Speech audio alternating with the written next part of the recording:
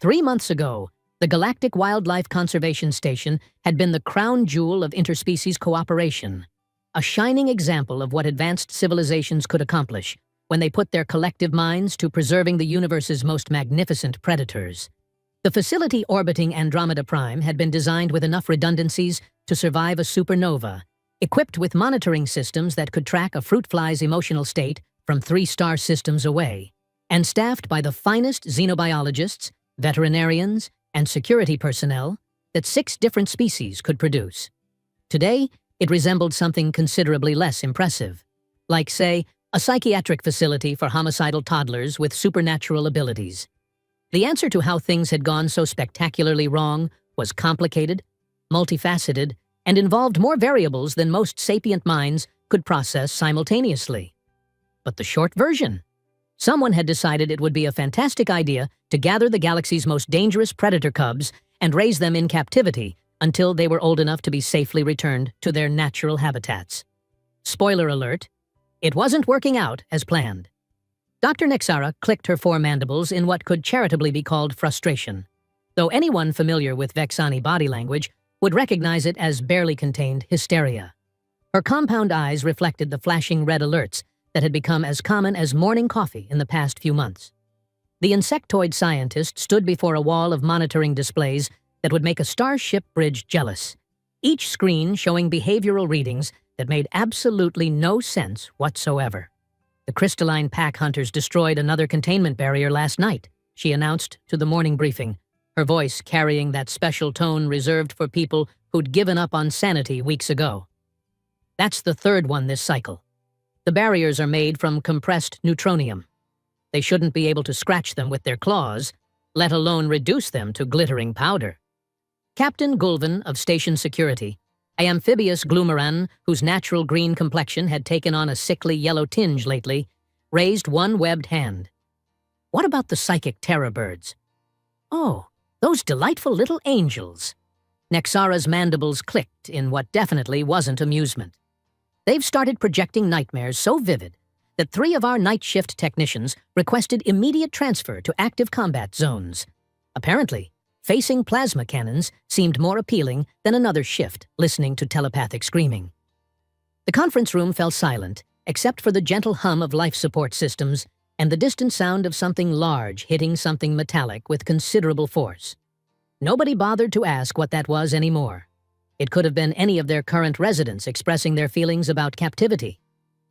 Alhira, Nexara's research assistant, pulled up a holographic display that made everyone in the room want to reach for the nearest sedative. The data streams looked like abstract art created by a computer having a nervous breakdown. The Shadow Stalkers have learned to phase through solid matter, she reported with the enthusiasm of someone announcing a plague outbreak, which shouldn't be possible, because they're supposed to be juveniles. That ability doesn't typically manifest until they reach full maturity. Define full maturity, Gulven asked, though his tone suggested he really didn't want to know. About 3 times their current size, with the ability to exist in multiple dimensions simultaneously. A moment of contemplative silence passed before Vorthan, the facility administrator, spoke up. His gloomeran vocal sacs inflated slightly, a sure sign of impending bureaucratic panic. The Galactic Wildlife Preservation Committee is already asking questions about our success rates. If word gets out that we can't even contain juvenile specimens... Success rates? Nexara's laugh had an edge that could cut through hull plating.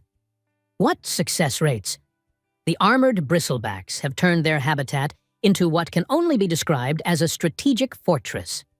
They've somehow figured out how to weave their quills into defensive structures that our best military architects couldn't improve upon. And they're 3 months old. The morning briefing was interrupted by a sound that had become all too familiar, a melodic wailing that seemed to resonate through the station's hull itself. Everyone instinctively covered their auditory organs.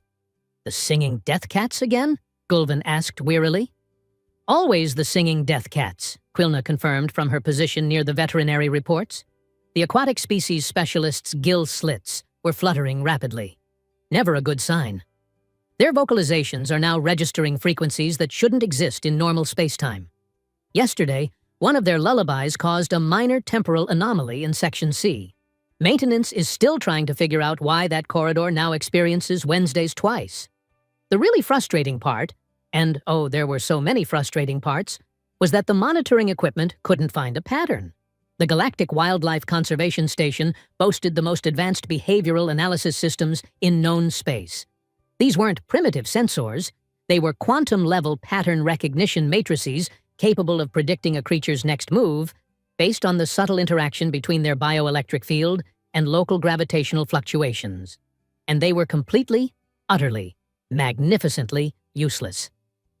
"The AI systems keep giving us the same report," Alhira said, gesturing to another incomprehensible display. "No discernible pattern, no environmental trigger, no identifiable cause for the behavioral anomalies. It's like asking the most sophisticated calculator in the universe to solve an equation, and having it respond with, 'I don't know, maybe magic?'" Nexara studied the chaos of data with the kind of intensity usually reserved for solving galactic crises. "We've checked everything. Atmospheric composition, normal. Gravitational fields, stable. Electromagnetic interference, within acceptable parameters. Food quality, actually above standard, because apparently we're feeding them better than most sapient species eat." "What about the facility's structural integrity?" Vorthan asked, though his question was answered by another distant crash that made the lights flicker.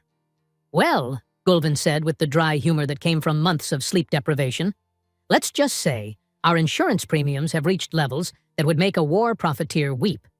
The truth was, nobody had expected this assignment to be easy. The Galactic Wildlife Conservation Station had been designed as a rehabilitation facility for dangerous species, a place where apex predators could be studied, treated, and eventually returned to their native habitats. The theory was sound.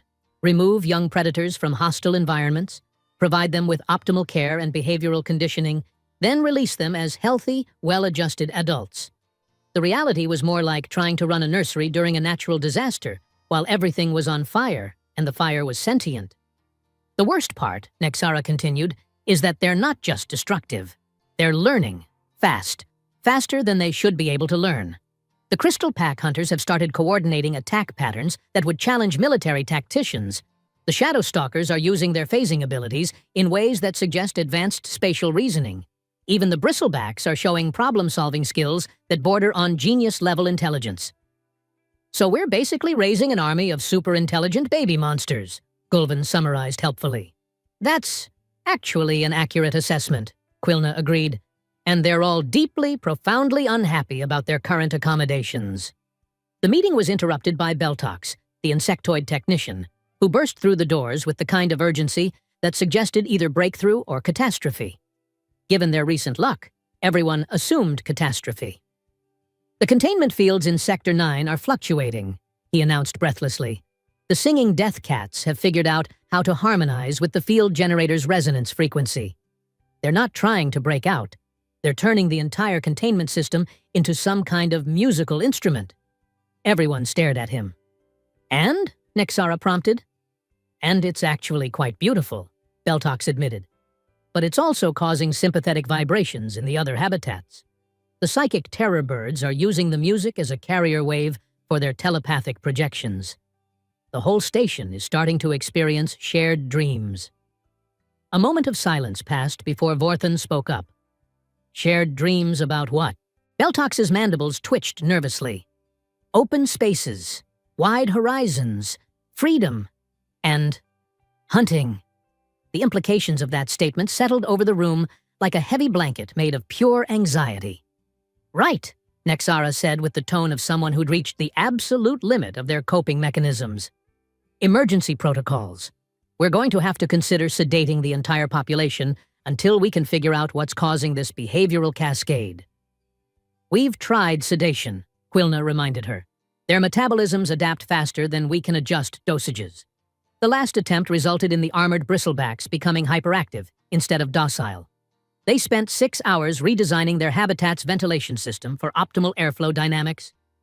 "They redesigned the ventilation system?" "For optimal airflow dynamics," Quilna repeated. "I checked their work. It's actually a significant improvement over our original design." Nexara looked around the room at her colleagues, fellow scientists, dedicated professionals, who'd signed up to help preserve endangered species across the galaxy. Instead, they were slowly being driven to madness by a collection of infant predators who seemed determined to prove that evolution's greatest mistake was giving intelligence to things with really, really sharp teeth. "There has to be something we're missing," she said, more to herself than to the room. "Some variable we haven't considered. Some environmental factor that's causing this unprecedented level of agitation." Outside the conference room windows, the stars wheeled silently in their cosmic dance, indifferent to the chaos unfolding aboard the conservation station. The cubs continued their restless activities, their distress echoing through the station's corridors in the form of crystalline scraping, telepathic wailing, dimensional phasing, architectural restructuring, and weaponized lullabies. None of them could have guessed that the solution to their problem was currently somewhere in the station's administrative maze, filling out paperwork that would officially reassign him from waste management duties on a mining platform to janitorial services aboard their floating menagerie of impossibly dangerous baby animals. But that's bureaucracy for you, always full of surprises, and rarely the good kind. Zane Watanabe had exactly 3 things going for him in life: an uncanny ability to make industrial cleaning equipment perform like precision instruments, a talent for finding humor in the most absurdly bureaucratic situations, and the kind of spectacular bad luck that could turn a simple job transfer into an interstellar comedy of errors, which was how he'd ended up mopping floors next to creatures that could theoretically eat him for breakfast, lunch, dinner, and a midnight snack without breaking a sweat. The paperwork had been clear, or at least as clear as galactic bureaucracy ever managed to be. Janitorial duties aboard mining platform Delta 9, Sector 12, waste processing facilities. Simple, straightforward, and about as far from dangerous as you could get in a universe where vacuum-sealed toilets occasionally achieved sentience and tried to file labor complaints. Instead, some cosmic filing error had deposited him aboard the Galactic Wildlife Conservation Station, where his job description now included maintaining cleanliness standards in proximity to apex predators that haven't figured out the concept of inside voice yet. "Well," Zane muttered to himself as he reviewed his duty roster, "at least the pay grade's the same." His first shift had been educational. The orientation briefing had been delivered by a visibly stressed Vexani technician whose compound eyes kept twitching every time something crashed in the distance. The safety protocols alone had taken 2 hours to cover, and most of them boiled down to, if you hear screaming, telepathic, audible, or interdimensional, evacuate immediately and let security handle it. Zane had nodded along politely, signed the appropriate liability waivers, and privately wondered if his life insurance premiums were about to skyrocket. But here's the thing about humans, and this is important because most of the galaxy tended to overlook this particular detail. They were remarkably adaptable. Not in the flashy, obvious way that made for good Hollywood documentaries, but in the quiet, persistent manner of a species that had spent millennia figuring out how to coexist with everything from house cats to grizzly bears. So, when Zane began his first night shift, pushing his cleaning cart through the dimly lit corridors of the conservation station, he approached the task with the same methodical efficiency he'd brought to every other job in his thoroughly unremarkable career. The first sign that something unusual was happening came from Habitat Block C, where the Crystal Pack hunters had been conducting what could only be described as architectural warfare for the past month. These particular cubs, about the size of Earth wolves, but made of what appeared to be living mineral formations, had been systematically redesigning their enclosure using nothing but their natural crystal shaping abilities and an apparently endless supply of creative rage. The monitoring stations showed their usual readings: stress indicators in the red zone, sleep cycles completely disrupted, aggressive behavior patterns that made military strategists nervous. But as Zane began cleaning the observation corridor outside their habitat, something shifted. The crystalline scraping sounds that had been echoing through the station like fingernails on a cosmic blackboard began to slow. Then, soften. Then, for the first time in weeks, they stopped entirely. Zane paused in his mopping, listening to the sudden quiet with the kind of attention that came from working night shifts, in places where silence usually meant someone was either dead or plotting something terrible. "Huh," he said to nobody in particular, then resumed cleaning. On the monitoring level 3 floors up, Beltox stared at his instrument panel with the expression of someone whose entire worldview had just been politely but firmly relocated. The crystal pack hunter's stress indicators were dropping. Their bioelectric readings showed patterns consistent with rest, actual, honest-to-physics rest. "This can't be right," he muttered, running diagnostic checks on his equipment.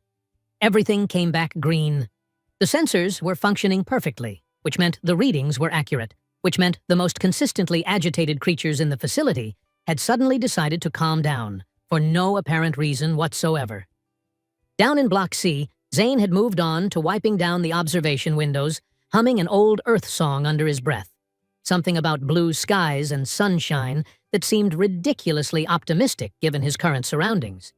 The crystal cubs, visible through the reinforced transparent aluminum, had settled into what could only be described as comfortable positions. Their crystalline forms were still, their internal light patterns cycling in slow, regular rhythms that suggested deep, peaceful sleep. It was the first time they'd slept properly in months. Zane finished cleaning the windows and moved on to the next section, completely unaware that he'd just accomplished something that 3 months of advanced xenobiology, cutting-edge technology, and desperate improvisation had failed to achieve. Habitat Block D housed the psychic terror birds, and the less said about them, the better. These particular cubs looked like someone had crossbred a peacock with a fever dream, then given the result telepathic abilities and a deeply pessimistic outlook on existence. Their previous evening's activity had included projecting nightmares about being trapped in an endless bureaucratic meeting where every form required 17 different signatures in languages that didn't exist yet. Zane's cleaning cart squeaked slightly as he rounded the corner into their observation corridor. The squeaking should have been enough to trigger their standard response, a telepathic shriek that could give a seasoned warrior existential dread. Instead, one of the cubs lifted its iridescent head, fixed Zane with a look of what could almost be called curiosity, and settled back into its nesting material with something that sounded remarkably like a contented sigh. "Well, that's new," Zane observed, then got back to work. 3 floors up, Alhira was experiencing what could charitably be called a professional crisis. Her monitoring equipment was registering normal brain activity patterns from the terror birds for the first time since they'd arrived. Not sedated normal, not exhausted normal, but genuinely, naturally peaceful normal. She ran every diagnostic test she could think of. The equipment was fine. The readings were accurate. The terror birds were actually impossibly relaxing. By the time Zane had made his way through Blocks E and F, the shadow stalkers and armored bristlebacks respectively, word had begun to spread through the night shift that something unprecedented was happening. The creatures that had been driving the station's staff to the edge of madness were exhibiting normal, healthy behavioral patterns. The shadow stalkers, instead of phasing through their containment barriers in an endless quest to escape, had curled up in the comfortable shadows of their artificial cave systems. The armored bristlebacks had abandoned their fortress construction project in favor of what appeared to be a group nap. And in Block G, the singing death cats had done something that nobody on the station had heard in months. They'd gone quiet. Zane paused outside their habitat, struck by the unusual silence. Through the observation window, he could see the cubs, beautiful, terrible creatures that looked like someone had given house cats the ability to manipulate sound waves and a subscription to a very dark music streaming service, curled up together in a peaceful pile of fur and contentment. "That's nice," he said to himself. "Everyone needs their beauty sleep." One of the cubs opened an eye, looked directly at him through the window, and made a sound that was barely audible. A soft, musical trill that somehow conveyed both gratitude and recognition. Zane smiled, gave the cub a small wave, and continued on his rounds. By morning, the station's day shift arrived to find something that hadn't happened since the cub's arrival. A quiet facility. No emergency alerts, no containment breaches, no reports of telepathic nightmares or interdimensional phasing incidents. Nexara arrived at her office to find Alhira already there, surrounded by printouts and data tablets, with the expression of someone who'd discovered that gravity occasionally worked sideways. "Tell me you have an explanation for this," Nexara said without preamble. "I have readings," Alhira replied, which wasn't quite the same thing. Every single habitat showed normal behavioral patterns starting at approximately 2300 hours last night. Sleep cycles resumed normal patterns. Stress indicators dropped to baseline levels. Aggressive behaviors ceased entirely. Environmental changes? None detected. Atmospheric composition remained constant. No fluctuations in electromagnetic fields, gravitational anomalies, or quantum resonance patterns. Nexara studied the data with growing bewilderment. What about the facilities themselves? Any changes to the habitats? Only routine maintenance. The night cleaning crew serviced the observation corridors, but that's standard procedure. The cleaning crew? Nexara's mandibles clicked thoughtfully. Who was assigned to that sector? Alhira consulted her duty roster. New transfer. Human designation Zane Watanabe. Reassigned from waste processing duties due to administrative error. They looked at each other for a long moment, the kind of look that passed between professionals who'd just stumbled across something that made no sense but was too significant to ignore. Get me his personnel file, Nexara said, and prepare a full environmental analysis of every area he cleaned last night. If there's a correlation, I want to find it. But as they would soon discover, correlation and causation were very different things, and sometimes the most important factors couldn't be measured by even the most sophisticated instruments in the galaxy. Sometimes, the answer was simpler and more complex than anyone expected. Sometimes, it was just human. 3 weeks into what was rapidly becoming known as the Zane phenomenon, the Galactic Wildlife Conservation Station had transformed from a floating asylum into something resembling an actual conservation facility. The change was so dramatic that visiting inspectors from the Wildlife Preservation Committee had initially assumed they'd been given the wrong coordinates and spent 20 minutes arguing with station control about whether they were at the correct location. Dr. Nexara stood in the main observation deck, watching scenes that would have been unthinkable a month earlier.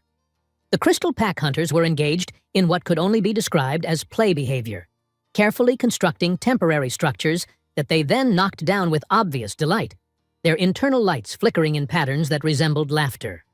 The psychic terror birds were practicing vocalizations that, while still mildly telepathic, now projected feelings of curiosity rather than existential dread. Most remarkably, the singing death cats had begun harmonizing with the station's ambient sound systems, creating background music that was actually pleasant to listen to. The maintenance reports now included a section for ambient musical improvements to work environment.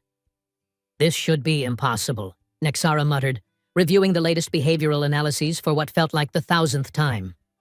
Everything we know about predator psychology suggests that apex species require extensive conditioning to adapt to captivity. These cubs are thriving in ways that surpass our most optimistic projections. Alhira looked up from her data tablet, where she'd been cross-referencing sleep pattern improvements with feeding schedule modifications. It gets better, or more confusing, depending on your perspective. The cubs aren't just adapting, they're learning at an accelerated rate. The armored bristlebacks have started constructing complex geometric patterns that demonstrate advanced spatial reasoning. The shadow stalkers are using their phasing abilities to play what appears to be interdimensional hide-and-seek. And the correlation? Remains absolutely maddeningly consistent. Normal behavioral patterns occur only during Zane's shifts and for approximately 6 hours afterward. During day shifts, when he's not present, stress indicators begin climbing again. Not to previous crisis levels, but enough to be statistically significant. Captain Golvan entered the observation deck with the expression of someone who'd spent the morning trying to explain the inexplicable to bureaucrats. The Wildlife Preservation Committee wants a full report on our sudden improvement in success rates. They're particularly interested in our new behavioral conditioning techniques. What techniques? Nexara asked. We haven't implemented any new protocols. That's what I told them. They found that explanation insufficient. The three of them stood in contemplative silence, watching a group of crystal cubs who were now engaged in what appeared to be collaborative architecture. Their crystal shaping abilities were being used to create intricate, beautiful structures that served no practical purpose except aesthetic enjoyment. We've tested everything, Alhira said, breaking the silence.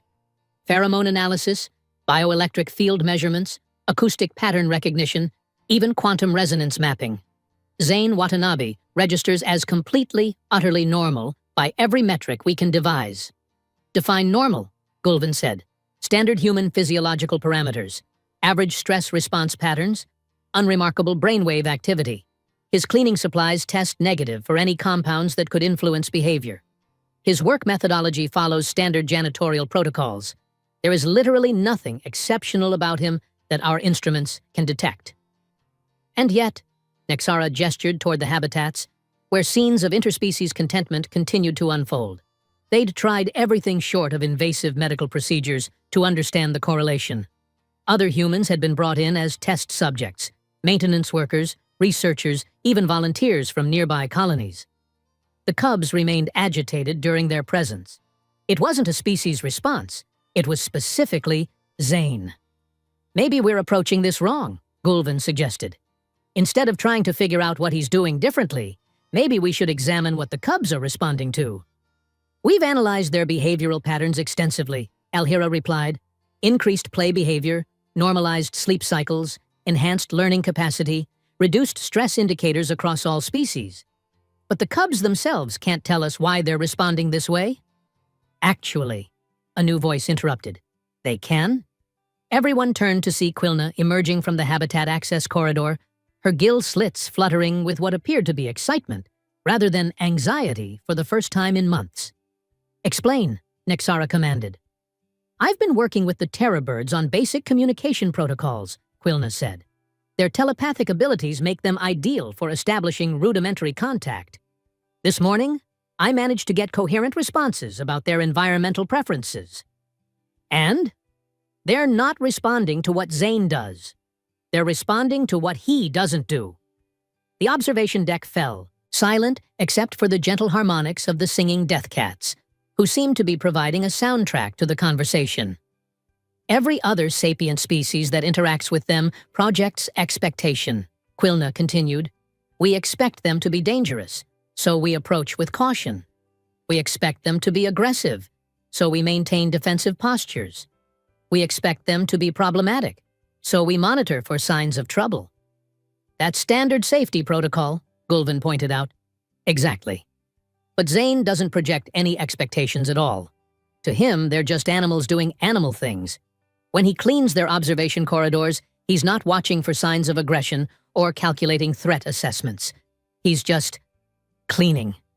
Nexara's mandibles clicked rapidly as she processed this information. You're suggesting that our monitoring and security procedures are themselves a source of stress? Not the procedures themselves, but the mindset behind them. Think about it. We've been treating them like dangerous specimens that need to be contained and studied. Zane treats them like animals that happen to live here while he does his job. The implications of this revelation were staggering. The most advanced conservation facility in the galaxy, equipped with technology that could measure quantum fluctuations in individual cells, had been inadvertently stressing their charges simply by being too good at their jobs. But that still doesn't explain the accelerated learning, Alhira protested, or the enhanced social behaviors. Actually, it does, Quilna said. When animals aren't constantly stressed about survival, they have cognitive resources available for other activities. Play, exploration, social bonding, creative expression. What we're seeing isn't abnormal development. It's normal development in an environment where they're finally relaxed enough to demonstrate their natural intelligence. As if to emphasize the point, one of the shadow stalker cubs chose that moment to phase partially into the observation deck, leaving just its head visible as it looked around with obvious curiosity, before phasing back to its habitat with what sounded like a giggle. We've been so focused on containment and monitoring that we forgot they're not just predators, Nexara said slowly. They're children. Highly intelligent children with supernatural abilities and an arsenal of natural weapons, Gulvin added helpfully. Yes, but children nonetheless. And children respond to emotional environments as much as physical ones. The revelation was both humbling and revolutionary. The galaxy's most sophisticated conservation technology had been outperformed by a human janitor who simply didn't overthink the situation. So what do we do with this information? Alhira asked. We can't exactly shut down our monitoring systems or abandon safety protocols. No, Nexara agreed, but we can modify our approach. Instead of constant surveillance for signs of problems, we monitor, for signs of well-being. Instead of defensive positioning, we adopt neutral observation stances. Instead of expecting trouble, we expect normal animal behavior. And Zane? Gulven asked. Zane continues his current duties, Nexara said firmly. But now we study what he's actually doing right, instead of trying to measure what we think he should be doing wrong. Over the following days, they implemented subtle changes to their operational protocols. Security maintained readiness without projecting threat assessment anxiety. Researchers observed without broadcasting expectations of dangerous behavior. The feeding and maintenance staff approached their duties with the kind of relaxed professionalism that treated the cubs as animals rather than specimens. The results were immediate and dramatic. The cubs' behavioral improvements accelerated. The crystal pack hunters began creating increasingly sophisticated structures that demonstrated not just intelligence, but artistic sensibility. The terror birds started projecting pleasant dreams instead of nightmares, sharing images of vast skies and freedom that were beautiful rather than terrifying. Most remarkably, the singing death cats began composing original music, complex harmonies that seemed to tell stories about their species' history and culture. The compositions were so sophisticated that the station's AI had begun analyzing them for linguistic patterns. They're not just animals, Quilna announced during one morning briefing. They're people. Young people with their own cultures, languages, and social structures. We've been treating them like dangerous pets, when we should have been treating them like refugee children. The transformation of the conservation station had attracted attention from across the galaxy. Xenobiologists requested transfers to study the unprecedented success rates. Conservation groups wanted to understand how the facility had achieved such remarkable results. Military strategists were interested in the cubs' advanced learning capabilities. But the most important change was harder to quantify. The station had become what it was always meant to be, a place where young creatures could grow and learn in safety, developing their natural abilities without the constant stress of survival or captivity. And at the center of it all was Zane, making his nightly rounds with his cleaning cart and his unconscious ability to see dangerous predator cubs as exactly what they were. Kids who just wanted to feel safe enough to be themselves. The monitoring equipment still couldn't record any measurable pattern in his behavior. The instruments registered normal human parameters, standard cleaning procedures, and unremarkable environmental interactions. What they couldn't measure was the one thing that mattered most, the simple, revolutionary act of not being afraid. The crisis began at 0300 hours on what should have been the most peaceful night shift in the conservation station's recent history. Zane was halfway through his cleaning rounds, humming an old earthfolk song about rivers and homecoming, when the station's emergency klaxons began wailing with the kind of urgency that suggested either imminent destruction or a very serious malfunction in the alert system. Neither option was particularly comforting. All personnel to emergency stations, Captain Gulven's voice crackled through the communication system, carrying undertones of the controlled panic that came with situations that had moved beyond standard protocols. We have a Class 9 spatial anomaly approaching our position. Estimated time to impact, 18 minutes. Zane paused in his mopping, listening to the controlled chaos erupting throughout the station as emergency procedures kicked into high gear. A Class 9 spatial anomaly was the kind of cosmic event that made black holes look friendly. A tear in space-time itself that could erase anything in its path from existence in ways that violated several fundamental laws of physics. The evacuation protocols were clear. Essential personnel to escape pods, non-essential personnel to shielded areas, and absolutely everyone away from the habitat blocks, where structural failure could release dozens of apex predators into the station's corridors. But as Zane stood there with his mop in hand, listening to the increasingly frantic activity around him, he realized something that the evacuation protocols hadn't accounted for. Nobody had considered what would happen to the cubs. In the main control center, Dr. Nexara was discovering exactly how inadequate their emergency planning had been when it came to evacuating creatures that couldn't understand evacuation orders and had varying abilities to phase through solid matter, manipulate crystal structures, or project telepathic distress calls that could drive entire crews insane. "Transport capacity?" she demanded, pulling up schematics of their emergency evacuation vessels. 14 escape pods, maximum capacity 8 personnel each, Gulven reported. Emergency shuttles can handle another 30 individuals. but they require manual piloting through the anomaly field. What about the cubs? The silence that followed that question was pregnant with implications that nobody wanted to voice. The habitat containment systems weren't designed for emergency transport, Alhira said quietly. Moving them would require specialized equipment we don't have and time we don't possess. So we're abandoning them? We're saving who we can save, Gulvin said, with the tone of someone who'd made impossible decisions before and hated every moment of it. In Habitat Block C, the Crystal Pack hunters had begun responding to the station's distress by creating defensive structures with increasing urgency. Their internal lights were flashing in rapid, agitated patterns that suggested they understood something terrible was approaching. The psychic terror birds were projecting waves of confusion and fear that were making the emergency personnel's jobs considerably more difficult. And throughout it all, the monitoring equipment continued to register readings that made perfect sense and absolutely no sense simultaneously. The cubs' stress levels were climbing toward critical, but their behavioral patterns suggested they were trying to help rather than simply panicking. That's when Zane made a decision that was either brilliantly intuitive or spectacularly stupid, and given his track record, it could easily have been both. Instead of heading to the designated emergency shelter, he continued his cleaning rounds.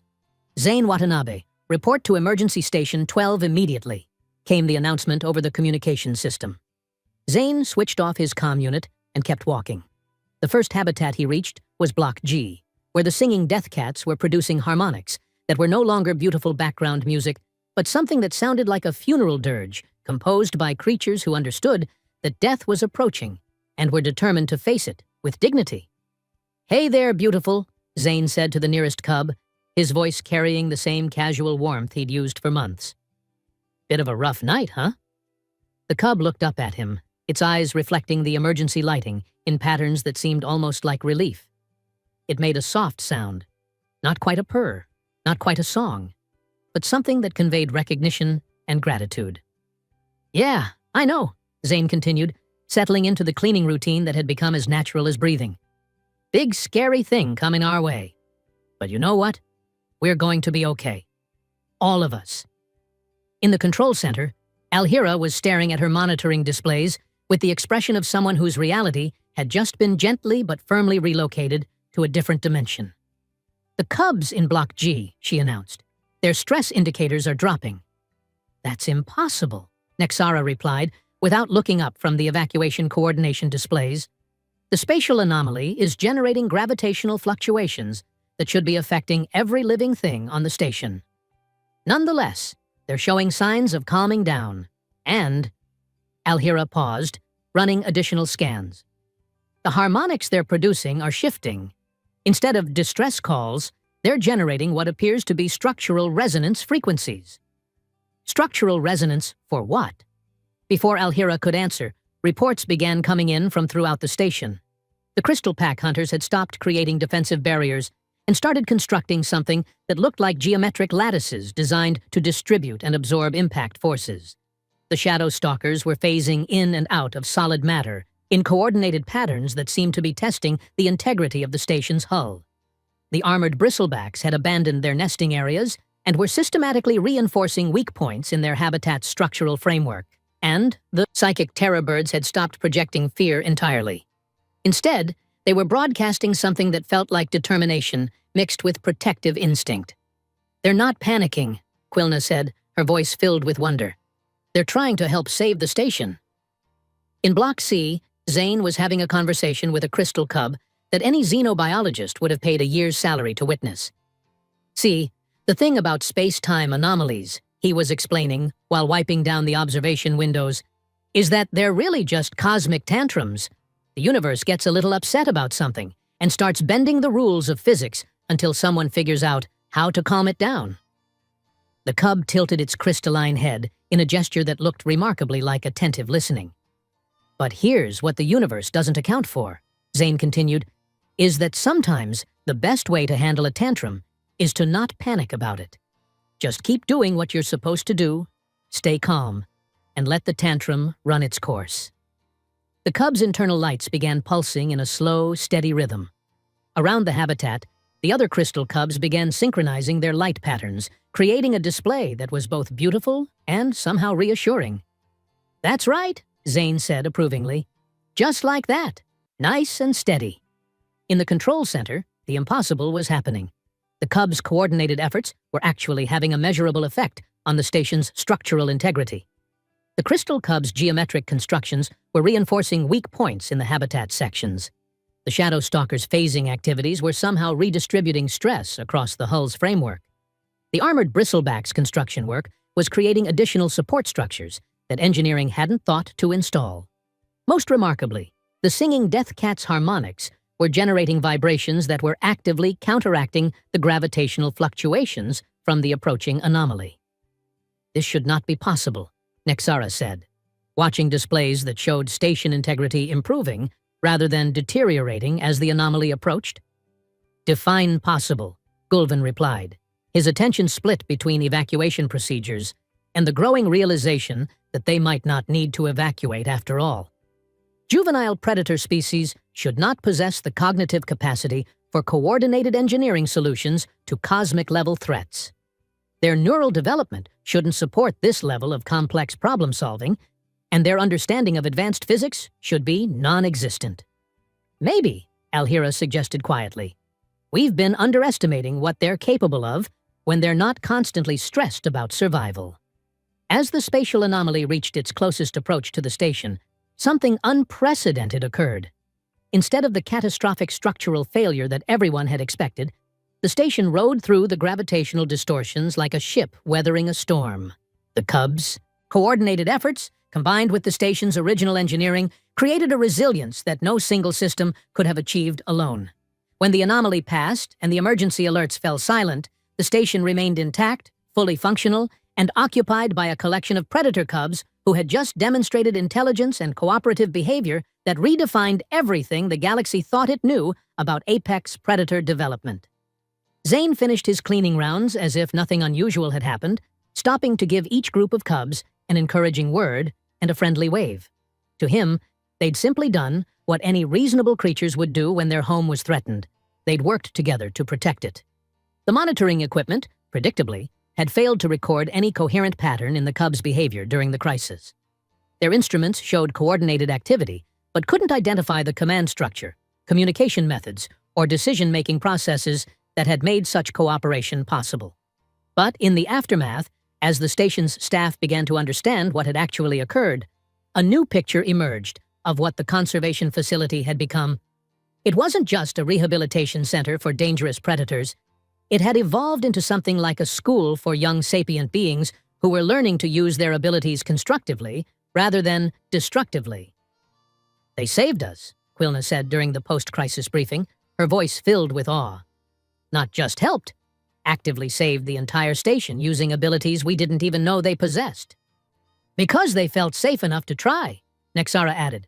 "For the first time since their arrival, they weren't focused on survival or escape. They were focused on protecting their home." And at the center of it all was the human who had never tried to be anything more than a competent janitor, whose greatest talent was the unconscious ability to treat dangerous predator cubs like what they actually were. Intelligent children who just needed someone to believe they could be better than their instincts suggested. The galaxy's most advanced monitoring system still couldn't measure the pattern behind Zane's success. They couldn't quantify trust, couldn't calculate the value of treating someone with simple dignity, couldn't record the frequencies of genuine care disguised as casual conversation. But they didn't need to measure it. They could see the results. A station full of cubs who had learned that they could be protectors instead of predators, creators instead of destroyers, and partners instead of threats. Sometimes the most important patterns couldn't be recorded by any instrument in the universe. Sometimes they could only be lived, one quiet conversation at a time, by someone who understood that the difference between a monster and a hero was often just a matter of who believed in you. And sometimes, the best thing you could do for the galaxy's most dangerous predators was exactly what Zane had been doing all along. Treat them like they were worth saving, and trust them to prove you right.